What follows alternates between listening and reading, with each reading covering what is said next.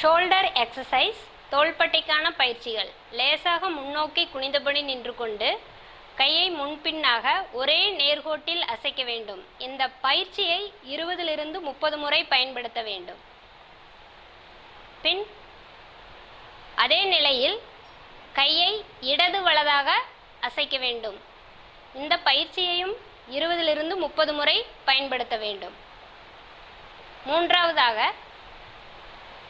அதே நிலையில் கையை வட்டம் இட்டபடி 20 to 30 முறை பயிற்சியை மேற்கொள்ள வேண்டும். பின் அந்த பயிற்சியை அதற்கு எதிர்ப்புறமாக வட்டத்தை 20 to 30 முறை பயன்படுத்த வேண்டும்.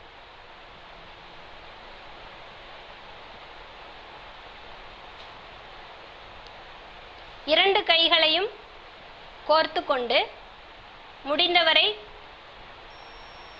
மேல் நோக்கி உயர்த்தி பின் கீழிறக்க வேண்டும்.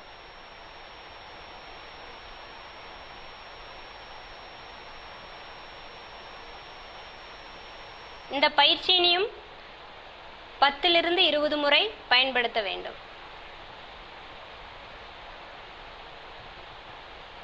மேஜையின் அருகில் நின்று கொண்டு கை விரல்கள் எட்டும் வரை முன்னோக்கி விரல்களை நகர்த்த வேண்டும். இந்த பயிற்சியினை 20 to 30 முறை மேற்கொள்ள வேண்டும்.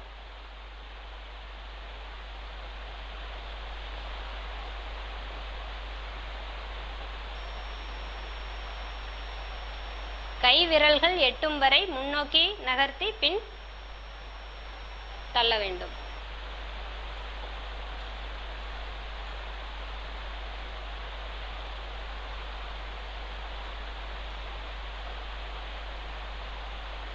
அதன்பின் மேஜையின் அருகில் அதே நிலையில் கை விரல்களை ஒரு புறமாக எட்டும் வரை நகர்த்தி பின் இறக்க வேண்டும்.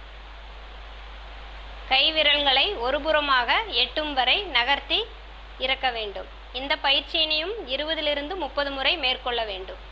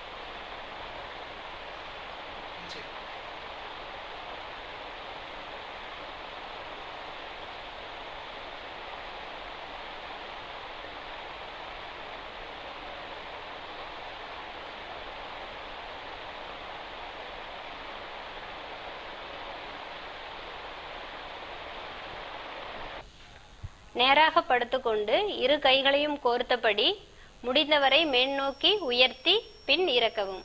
முடிந்தவரை கைகளை மேல் நோக்கி உயர்த்தி பின் இறக்கவும். இந்த பயிற்சியை 20 to 30 முறை மேற்கொள்ள வேண்டும்.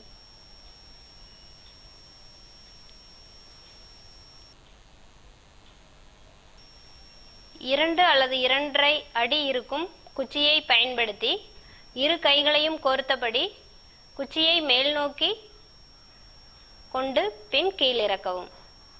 முடிந்தவரை குச்சியை மேல் நோக்கி உயர்த்தி பின் கீழிறக்கவும். இந்த பயிற்சியையும் 20 to 30 முறை பயன்படுத்தலாம்.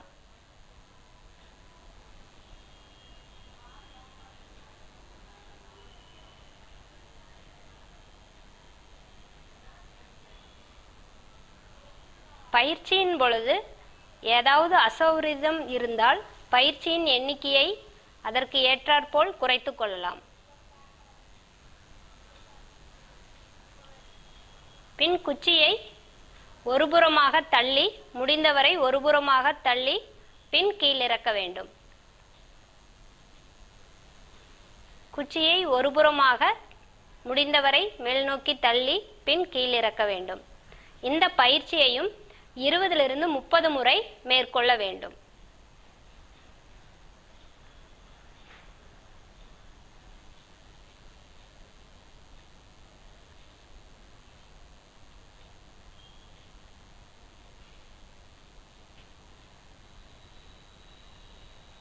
பின் இரு முழங்கைகளையும் மெத்தையில் ஊன்றியபடி பாதிக்கப்பட்ட கையினை வெளிப்புறம் தள்ள வேண்டும். பாதிக்கப்பட்ட கையினை முடிந்தவரை வெளிப்புறம் தள்ள வேண்டும். சேரில் அமர்ந்தபடி கயிறினை முடிந்தவரை மேல் நோக்கி உயர்த்தி பின் கீழிறக்க வேண்டும். மற்றொரு கையின் உதவியால் கயிறினை மேல் நோக்கி முடிந்தவரை உயர்த்தி பின் கீழிறக்க வேண்டும். இந்த பயிற்சியை 30 to 40 முறை மேற்கொள்ள வேண்டும். பயிற்சியின் போது வரும் சிரமம் இருந்தால் பயிற்சியின் எண்ணிக்கையை நமக்கு ஏற்றாற்போல் குறைத்து கொள்ளலாம். பின் கையினை விரித்து கொண்டு முடிந்தவரை கையினை மேல் நோக்கி உயர்த்தி பின் கீழிறக்க வேண்டும். இந்த பயிற்சியையும் 30 to 40 முறை மேற்கொள்ள வேண்டும். பயிற்சியின் போது சிரமம் இருந்தால் இடைவெளி விட்டு பயிற்சியினை மேற்கொள்ள வேண்டும்.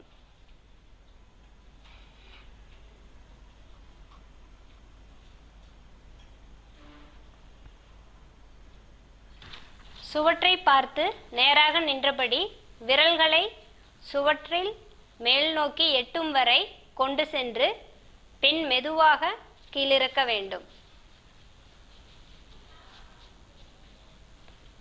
விரல்களை மேல் நோக்கி கொண்டு சென்று பின் மெதுவாக கீழிறக்க வேண்டும். விரலின் ஆரம்ப நிலைக்கு வராமல் இடையில் கையை சுவற்றிலிருந்து எடுக்க வேண்டாம். இந்த பயிற்சியினை 10 to 20 முறை மேற்கொள்ள வேண்டும். பின் பக்கவாட்டில் திரும்பி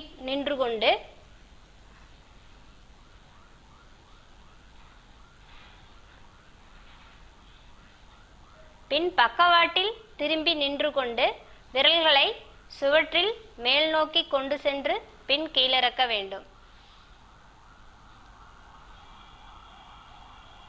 விரல் நுனிகள் சுவற்றில் எட்டும் வரை மேல் நோக்கி கொண்டு சென்று பின் கீழிறக்க வேண்டும். இந்த பயிற்சியினை 10 to 20 முறை மேற்கொள்ள வேண்டும்.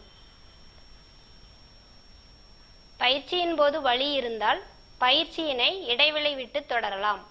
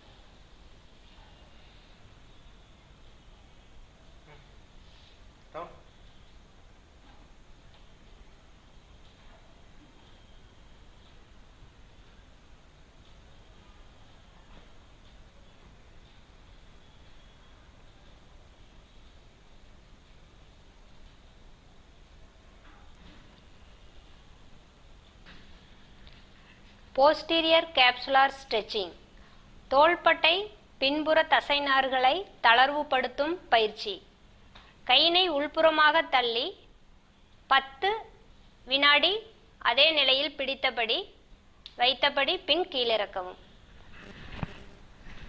1 2 3 4 5 6 7 8 9 10.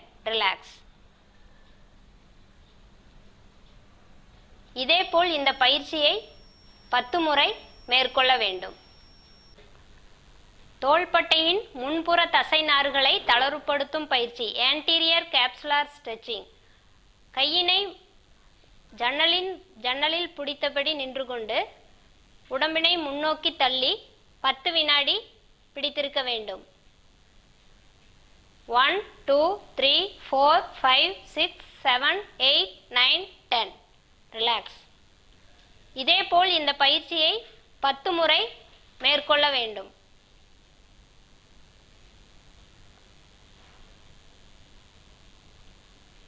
தோள்பட்டை தசை நாறுகளை இறுக்கும் பயிற்சி. அசைவின்றி தோள்பட்டை தசை நாறுகளை இறுக்கும் பயிற்சி.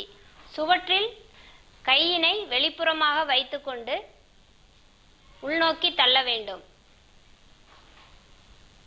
சுவற்றில் கையை வெளிப்புறம் வைத்துக்கொண்டு உள்நோக்கி 10 வினாடி தள்ளி பிடித்திருக்க வேண்டும். 1 2 3 4 5 6 7 8 9 10. பின் உள்புறமாக வைத்து கையினை தள்ள வேண்டும். அதனை 10 வினாடி பிடித்திருக்க வேண்டும். 1 2 3 4 5 6 7 8 9 10. வெளிப்புறம் மற்றும் உள்புறம் சுவற்றினை கையினால் தள்ளும் பயிற்சியை 10 முறை மேற்கொள்ள வேண்டும்.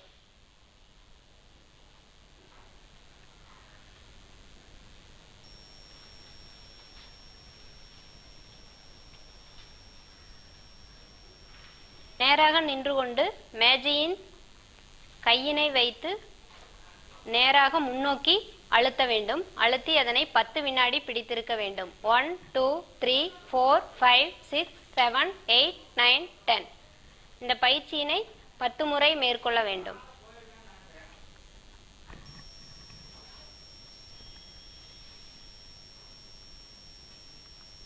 ஒருபுறமாக திரும்பி நின்றபடி கையினை மேஜையில் பின்னோக்கி அழுத்த வேண்டும். அழுத்தி அதனை 10 வினாடி பிடித்திருக்க வேண்டும். 1 2 3 4 5 6 7 8 9 10. இந்த பயிற்சியினையும் 10 முறை மேற்கொள்ள வேண்டும்.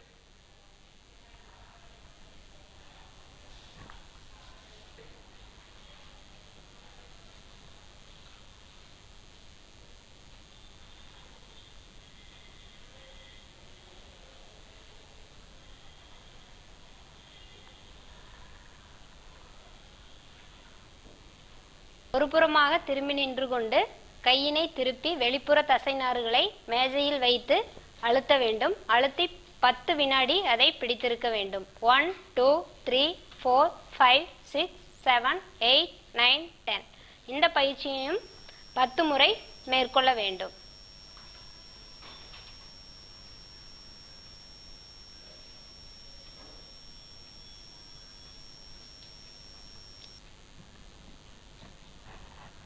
இணையை கையில் பக்கவாட்டில் வைத்துக்கொண்டு உள்நோக்கி அழுத்த வேண்டும். அழுத்தி அந்த அழுத்தத்தை 10 வினாடி பிடித்திருக்க வேண்டும். 1 2 3 4 5 6 7 8 9 10.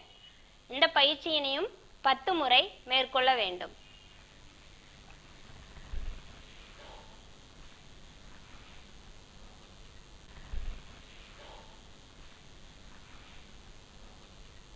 முன்னோக்கி மேஜையின் மேல் படுத்துக்கொண்டு கையினை முன்னோக்கி உயர்த்தி 10 வினாடி பிடித்து பின் கீழிறக்கவும். 1 2 3 4 5 6 7 8 9 10. தோள்பட்டையின் நார்களை தசை நார்களை வலுப்படுத்தும் பயிற்சி ஷோல்டர் ஸ்ட்ரென்தனிங் எக்ஸசைஸ். 2 கைகளிலும் 1 கிலோ அளவு எடையை பிடித்தபடி முன்னோக்கி உயர்த்தி 10 வினாடி பிடித்து பின் கீழிறக்கவும். 1 2 3 4 5 6 7 8 9 10. பின் கையினை பக்கவாட்டில் உயர்த்தி 10 வினாடி பிடித்து கீழிறக்கவும்.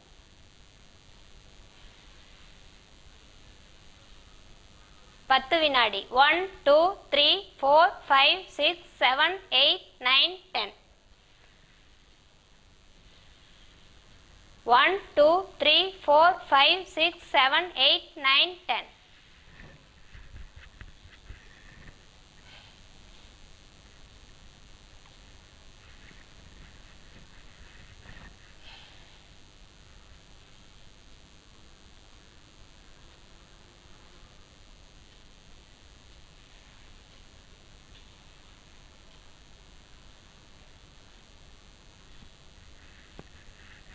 Shoulder strengthening exercise with TheraBand. Elastic தசை நாரை ஜன்னலின் ஒருபுறமாக கட்டிக்கொண்டு பின் அதன் மறுமுனையை கையில் பிடித்தபடி முழங்கையினை உடம்பின் உள்புறம் நோக்கி இழுக்க வேண்டும். பின் மெதுவாக விட வேண்டும். உள்புறம் இழுத்து பின் மெதுவாக விட வேண்டும். இந்த பயிற்சியினை 20 to 30 முறை மேற்கொள்ள வேண்டும். பின் நின்ற நிலையிலிருந்து எதிர்ப்புறமாக திரும்பி நின்று கொண்டு முழங்கையினை வெளிப்புறம் தள்ள வேண்டும். முடிந்தவரை முழங்கையினை வெளிப்புறம் தள்ள வேண்டும். இந்த பயிற்சியினை 20 to 30 முறை மேற்கொள்ள வேண்டும்.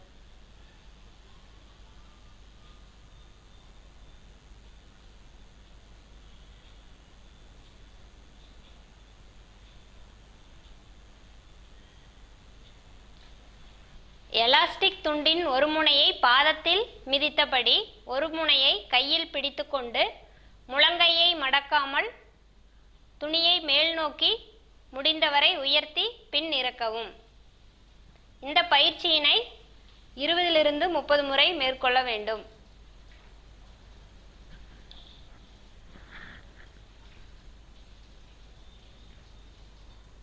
எலாஸ்டிக் துணியின் ஒரு முனையை பாதத்தின் பக்கவாட்டில் மிதித்தபடி ஒரு முனையை கையில் பிடித்துக்கொண்டு பக்கவாட்டில் துணியினை மேல் நோக்கி உயர்த்தி பின் கீழிறக்க வேண்டும்.